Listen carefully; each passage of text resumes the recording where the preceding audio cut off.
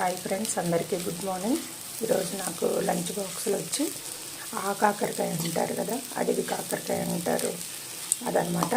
మామూలు కాకరకాయ అయితే లావుగా ఉంటుంది, ఇదైతే చాలా చిన్నగా ఉంటుంది. దాన్ని 4 ముక్కలుగా చేసేసి తిరగమాత పెట్టేసి తిరగమాత వేగగానే కొంచెం కరివేపాకు వేసి ఈ ముక్కలు కట్ చేసిన ముక్కలన్నీ వేసేసి కొంచెం వెల్లుల్లిపాయ, కొబ్బరి, కారం, ఉప్పు, టేస్ట్కి సరిపడా ఉప్పు, కొంచెం పసుపు అన్నీ మిక్సీ పట్టేసి, ఎండు కొబ్బరి ఎంతైనా వేసుకోవచ్చు, మన ఇష్టము. అన్నీ మిక్సీ పట్టేసేసి ఈ ముక్కలు వేగగానే అవి వేసేసాను, ఏదైతే మనం మిక్సీ పట్టుకున్నామో అది. తర్వాత లాస్ట్లో కొంచెం కొబ్బరి, కొంచెం నువ్వులు వేసాను.